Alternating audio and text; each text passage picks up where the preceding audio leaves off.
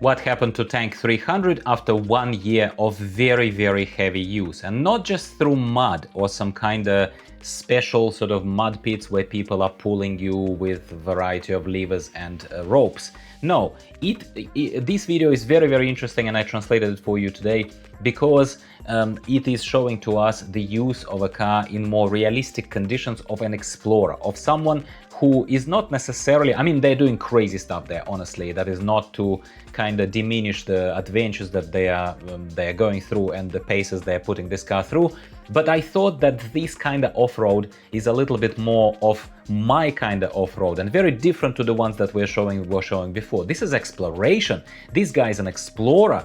This video is once again sponsored by our old friends, Autocast, creators of a variety of wireless Android Auto and Apple CarPlay adapters for your car. Very compact ones, slightly bigger and more powerful ones, AI boxes, basic adapters, you name it. We really appreciate our long-term partnership with Autocast, and you still get 20% discount if you use my code and my link in the description below. You can use it on any of their products, even if there are only a couple of links given to you below. It means that you can still buy like another device, but still use the same code, and hopefully you will get your discount.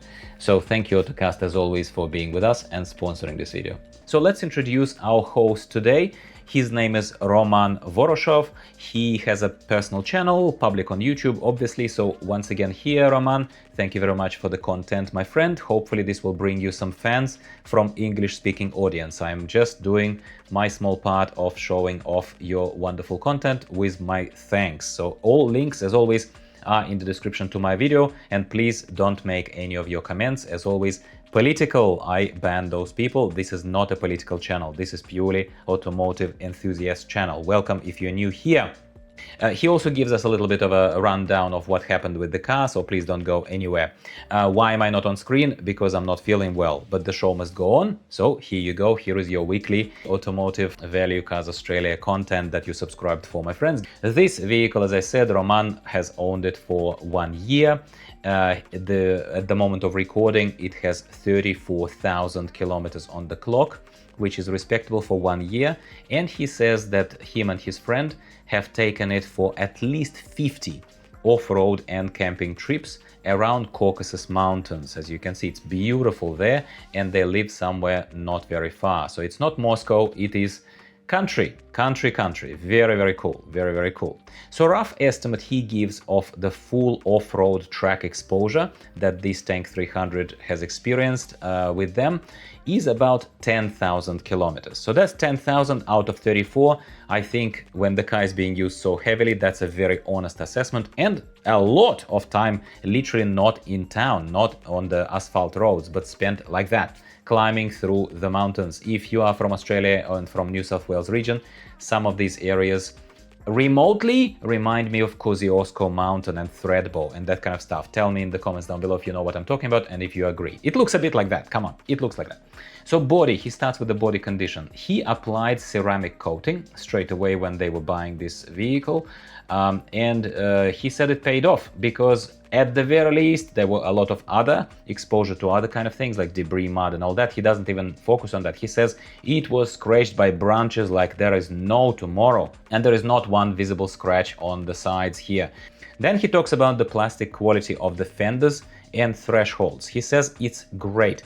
Both thresholds and the fenders had sufficient amount of mild impact during their off-roading adventures, and the only visible thing is the slight bend in the plastic of the threshold, because he said at one point the car was leaning so hard left that the weight of the whole car was scraping against that threshold, so that would do some bending to anything, basically anything.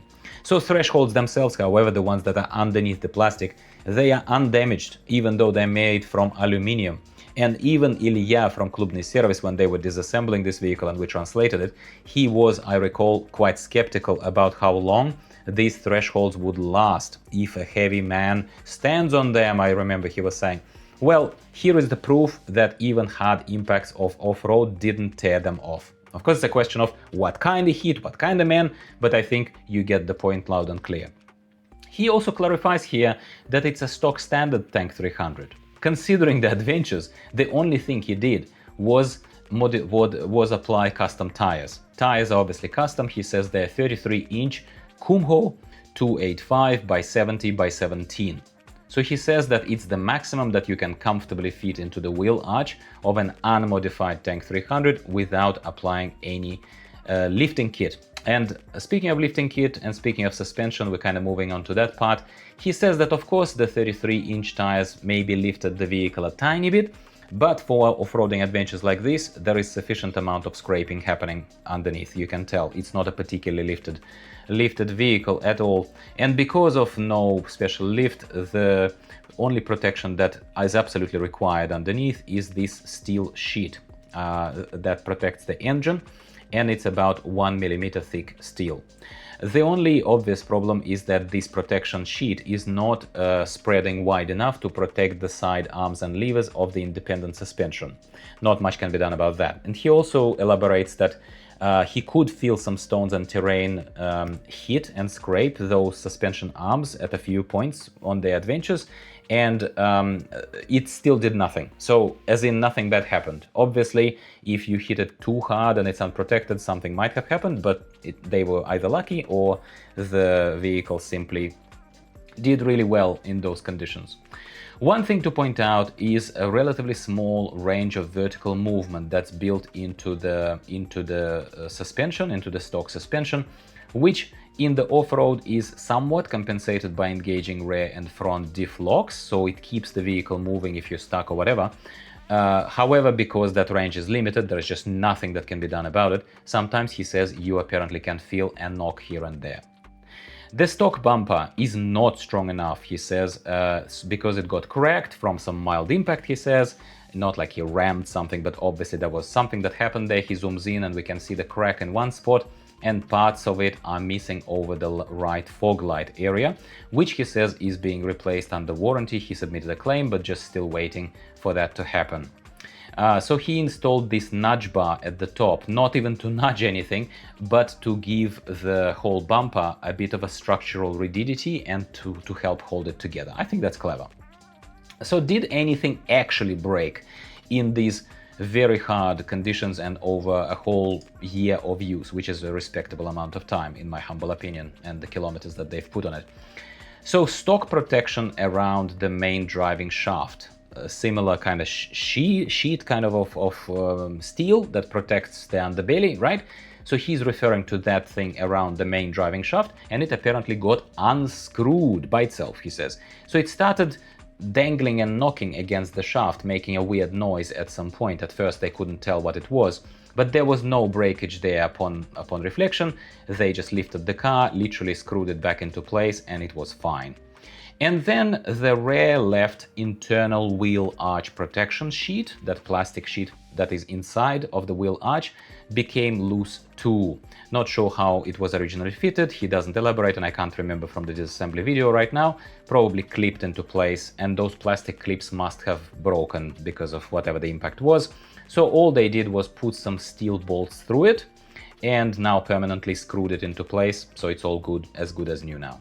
So these are obviously like the only ones that he says, and obviously very minor issues that could happen to a vehicle that is not otherwise anyhow prepared for this heavy off-roading, other than the tires, as he said, which is incredibly impressive. And needless to say, he's very happy, and I am happy personally to find someone who is not in some kind of fancy Tank Russia club, or who is being sent with 15 other cars into some kind of full chukhlama area, not to diminish the value and fun of those adventures that we saw in Bao 212, for example, recently.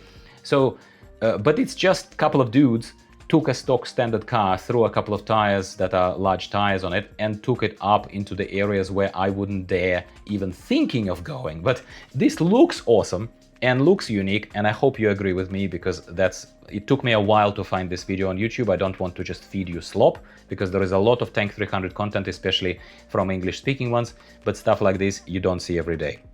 If you're still watching me, I very much appreciate your patronage as always. Every like counts, my friends. Every like counts. YouTube algorithm is a ruthless thing, so your completion of my videos, watching them to the end, and liking them, and perhaps leaving a comment, your thoughts, this and that, maybe preferences for other videos if you would like more of this or more of that. I'm not a mind reader, please don't forget that. And again, in the crazy world state that we're in right now, we need some positive stuff like this. Some people are just trying to have fun in spite of all the fuel prices and God knows what else is going on out there. If you're with us, please stay with us. If you're not with us, thank you for watching. And I'll talk to you next week about something else value cars related in Australia and beyond, way beyond. Goodbye for now.